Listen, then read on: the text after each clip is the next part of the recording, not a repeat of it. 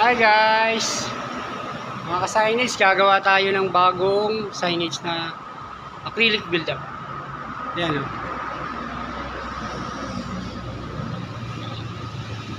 Ito. Yan. Ito ang ano ko. Materials. Stripper, chloroform,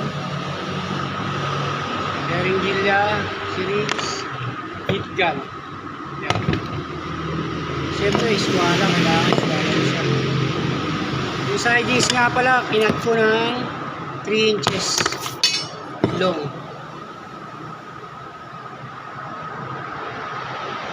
Kapag ikaw gagawa ng sidings, magka-sidings ka na, kailangan kung maiksi ang acrylic mo, yung dugtungan lagi mo lalagay sa ibabaw kapag mataas ang pagkakabitan, para pagka kinabit na yung signage, yung dugtungan ay nasa ibabaw, hindi makikita sa ilalim. Yan, tara, dikit na natin to. Yan, dikit na natin ha. Yan, oops.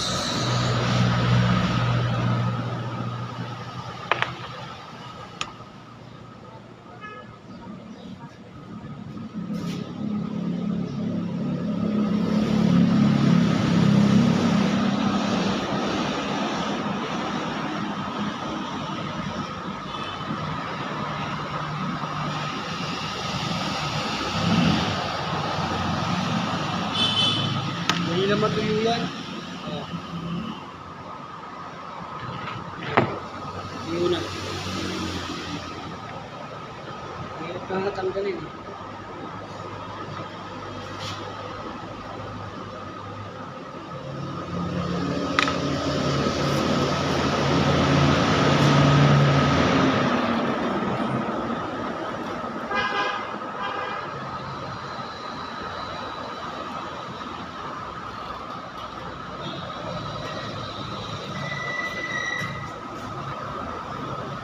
Hanap lang.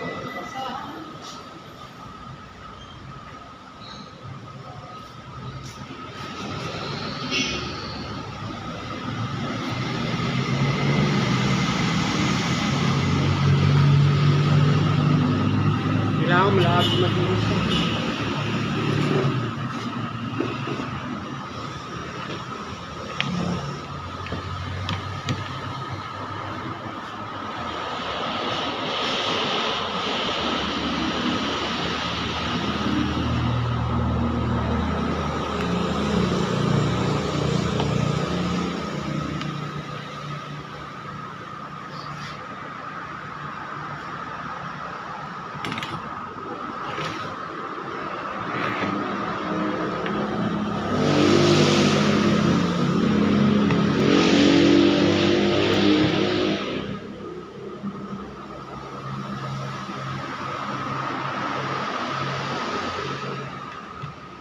Kita nyo guys, oh, dali lang lumambot.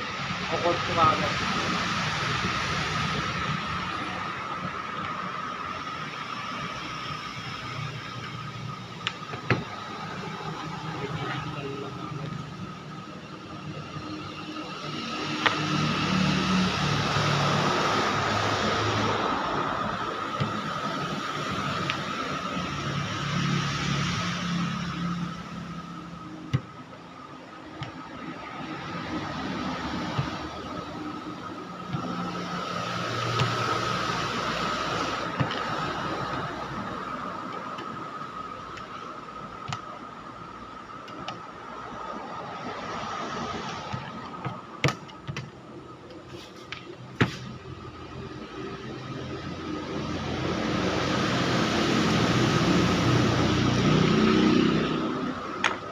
Yan o, yung mga newbie, panoorin nyo to.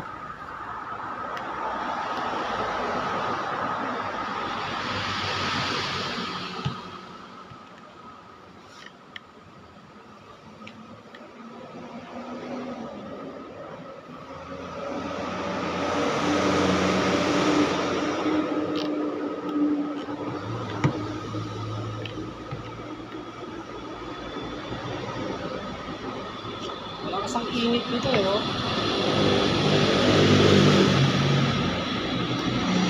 Dali lang, init ka agad. Malakas sa kuryente. Ano?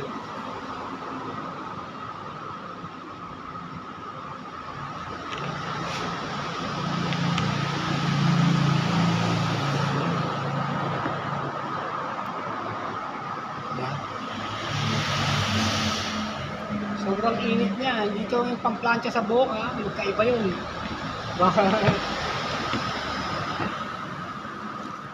Baka makita niyo yung pamplansya sa buhok, gamitin niyo.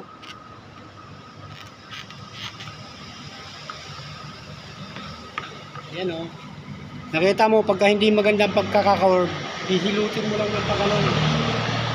Ayan, oh. Para bumilog siya. Kasi malambot pa yan, eh.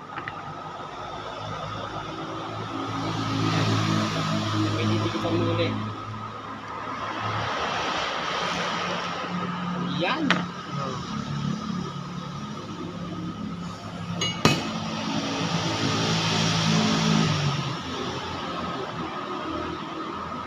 Yan.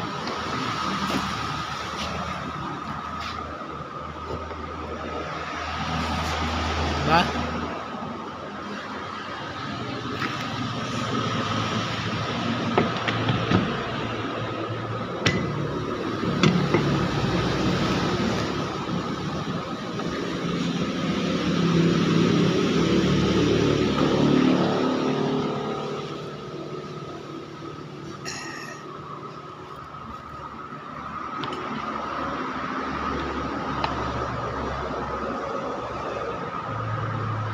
Yun.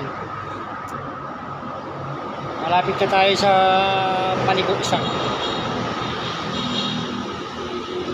Kailangan matyaga ka rito kahintay. Siyempre hindi ka agad lumalambot. Pero mabilis lang ito.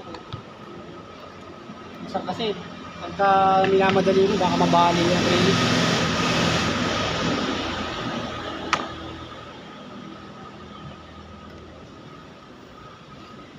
Buti nga ngayon may mga ganito ng gamit.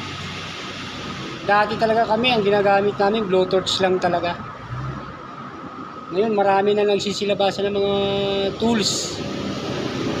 Pati yung pang bed, meron na rin ngayon na ano, pang corner, pang 45. Meron na rin ngayon na bibili nun. Kahit sa Lazada lang makaka-order ka. Magkano lang, 700. Dati magbebend ka, gagamit ka ng Nicron wire, gagawa ka, mag-assemble ka ng pang-bend. Ngayon, simple-simple lang. Pag kailangan mo ng gumawa ng ganito, order ka ng ganung tools. Kaya maraming mabilis matuto sa paggawa ng mga silage eh.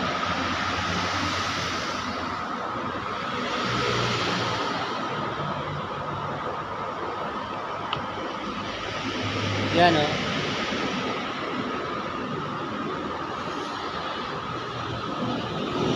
Diba? Unti-unti lang yan oh.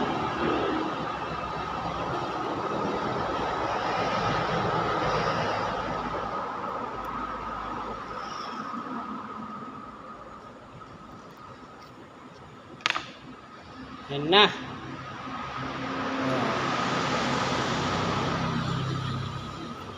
Yan no. Sandali lang no. Ilang minuto ko lang ginawa oh. Yan oh. Mamaya-maya lang malalagyan ko na kagad ng ilaw 'to eh. Tapos yung dugtong na sinasabi ko.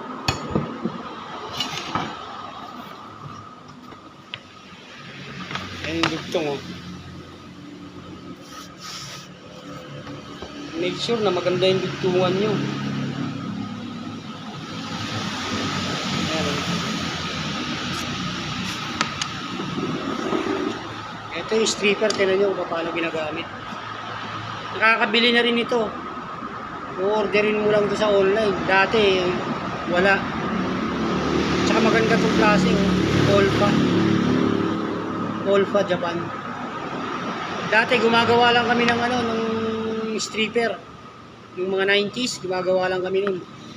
Ang stripper namin lagaring bakal. Ngayon swerte ng mga henerasyon ngayon kasi halos lahat ng mga gamit meron ng mas mabilis na ano. Tingnan nyo kung paano, oh. Sandali lang, putol ka agad.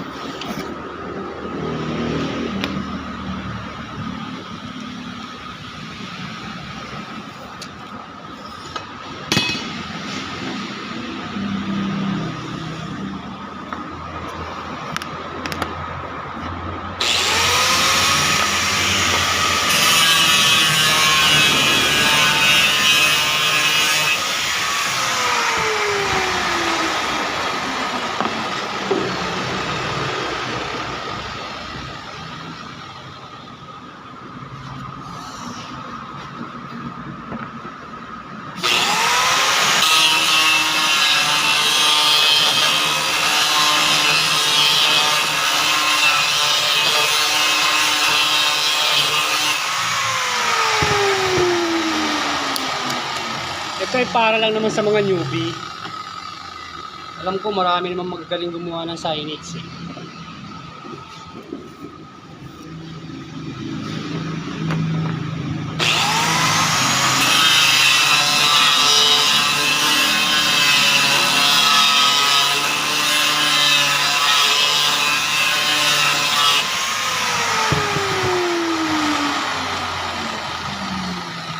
Sa group kasi namin, marami nag-ano sa akin, nag-PPM, nagtatanong kung paano ganito, akala paggawa.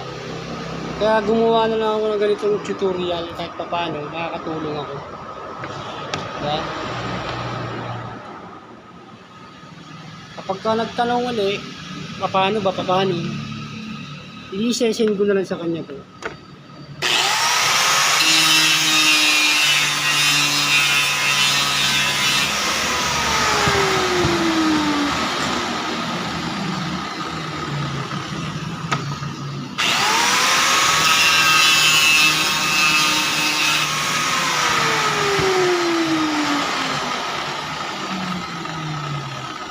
Minsan kasi katakot-takot na paliwanag yung ginagawa ko, eh.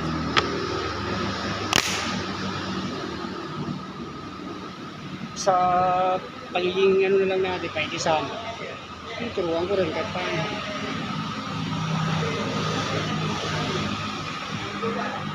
Hindi man tayo madamot sa mga ganyang bagay, eh.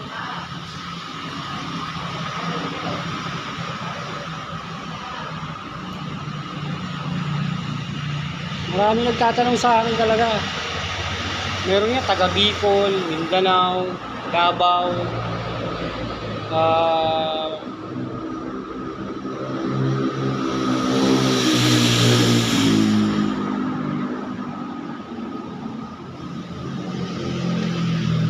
Nueva Ecija. Marami nagme-message sa akin.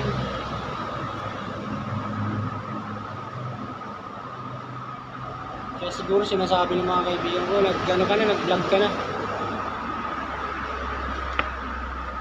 Para mas mabilis. Hindi ko na kailangan panoorin na lang nila tong tutorial ko. Para mas maintindihan nila. At makikita nila kung paano ginagawa. Marami pa tong kasunod. May hinitay akong stainless na gagawin. Tutorial ko rin yan. May nagtanong nga sa akin yung stainless kasi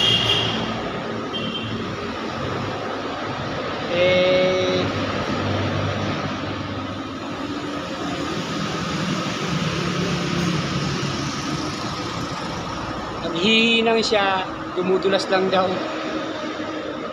May ano kasi yun, may ginagamit dun na formula.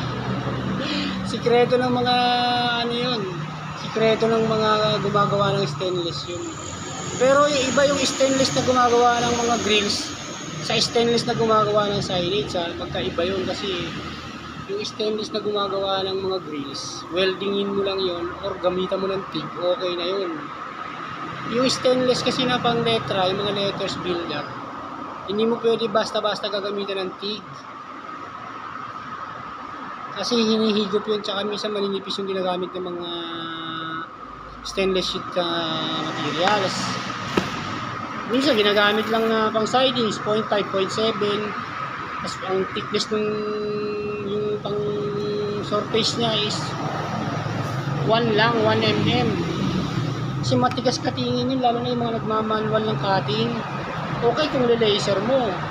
Pero kung manual cutting ka, kakatingin mo ng ano. Jigsaw lang kasi ginagamit namin pang cutting dyan eh. Yung iba, yung mga sinauna, bandili ginagamit ng mga sinauna na yan. Pag-prepare ka ng werdas ng gitara. Pero kasi ako, ang inabutan ko talaga, jigsaw na. Nag-jigsaw na ako, lagarin baka lang ginagamit ko. Number 24 yung ngipin. Kasi yung 18 malalaki. Kailangan manipis yung ngipin na gagamitin mo.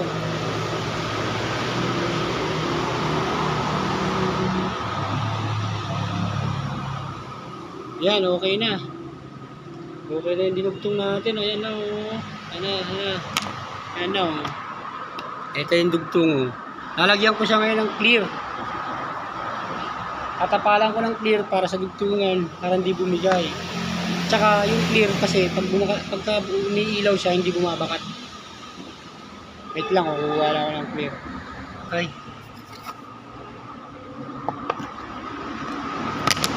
Sa bilog na tayo, sa bilog.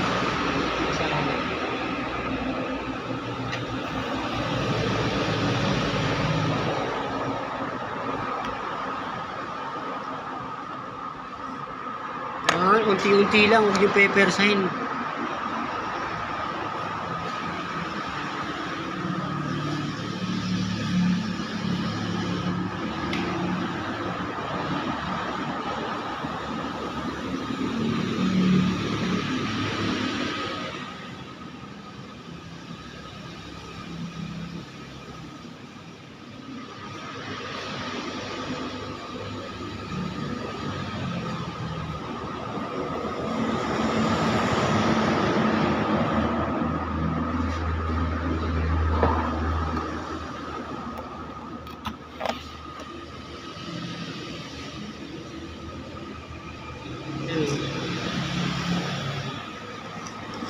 Hindi ko na ininit kasi kaya naman siyang ibaluktot. Oh.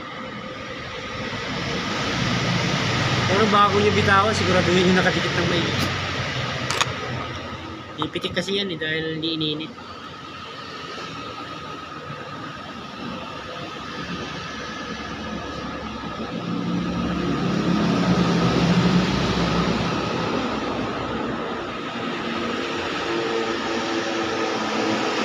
Pero makapit talaga itong chloroform. Bilib ako sa chloroform.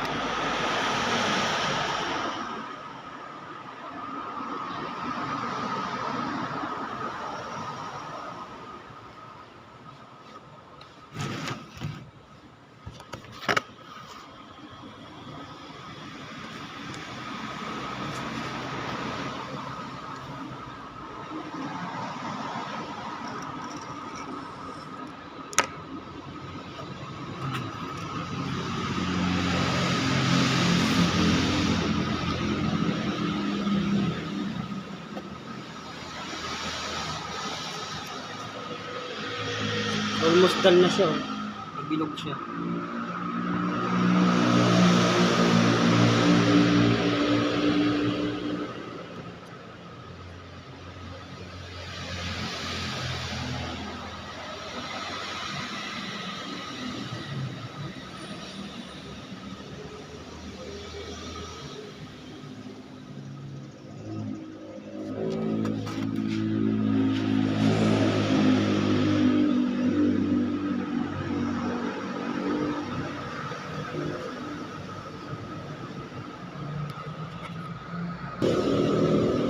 Guys, ilalagay ko na yung ilalagay ko na yung dugtungan. Medyo mahirap kasi dinugtungan ko pa eh. Wala kasi available na acrylic, pero mas maganda kung may available na acrylic. Dire-diretso siya. Kumbaga yung ginamit ko kasi mga retaso lang. Sayang naman kasi.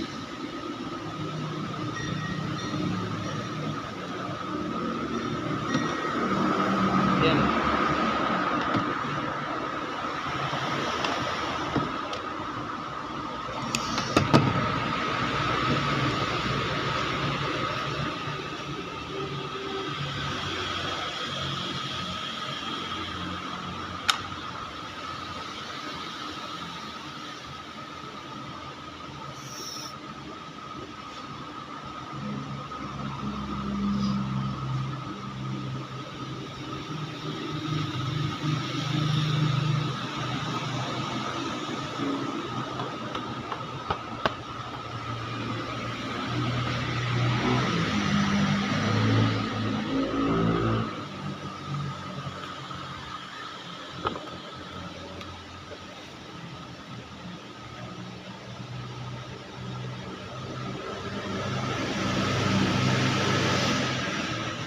Meron pang hindi nako-curve.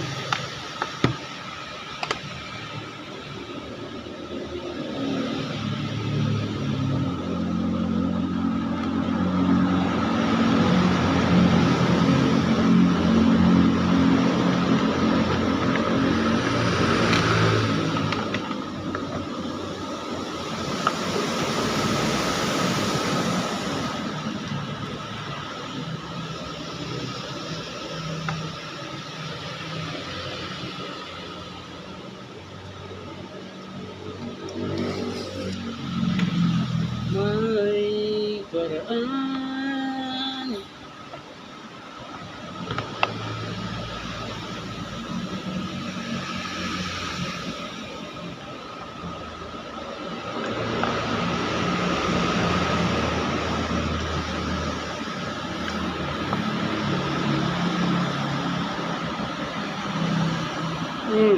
Yes. Ayusin niyo yung mga yan, oh. Ayusin niyo yan, oh. Medyo hindi magandang pagka-curve, di ba? Ito. Initin nyo lang uli yan. Initin nyo lang uli. Initin nyo.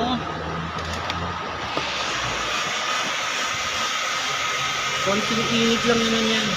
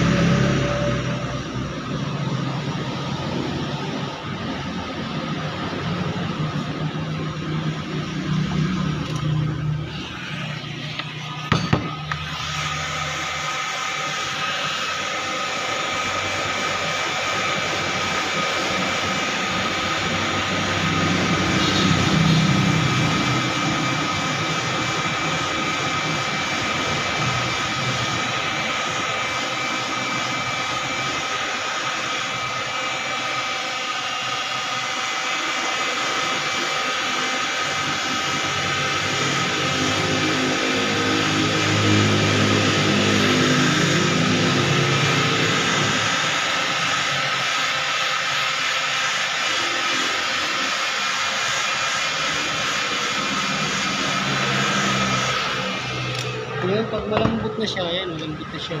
Hihilutin nyo lang ng ganyan yan. Para bumalik lang sa dati.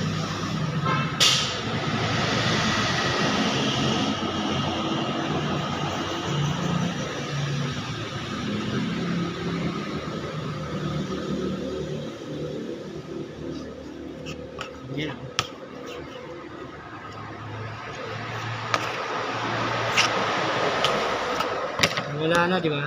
Yan, wala na siya. Ito isa naman. Ganun din ang gagawin mo sa kabila. Same lang. Ito medyo malapad, oh.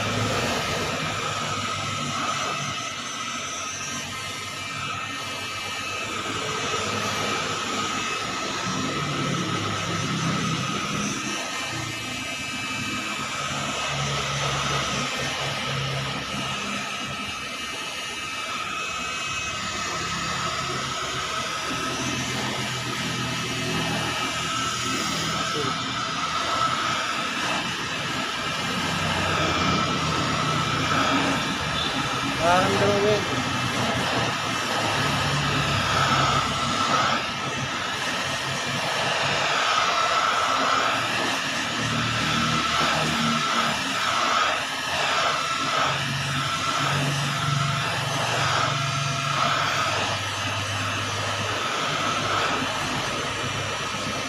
Yan.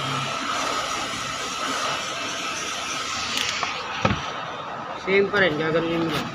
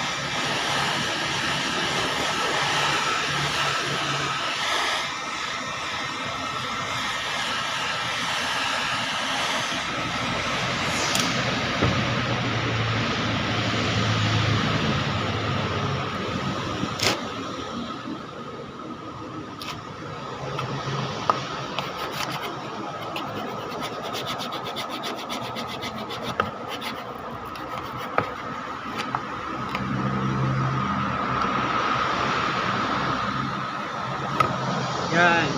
Okay na guys. Na. Tapos na. Ngayon lalagyan ko ito ng backing. Sa part 2 na lang yun. Lalagyan ko yun ng backing para lagayan ng ilaw. Tingnan natin yung harap, ha. Ano siya?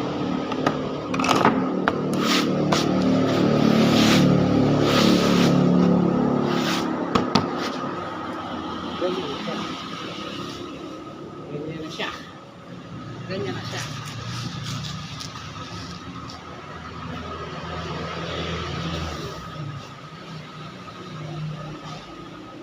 Ganyan na. Ganyan na yan. Ganyan yan. Ano guys? Nakisuli sa susunod. Yung ano naman, yung ilaw nito. Lalagyan ko ito kasi ng ilaw. Matapos na lang. See you guys.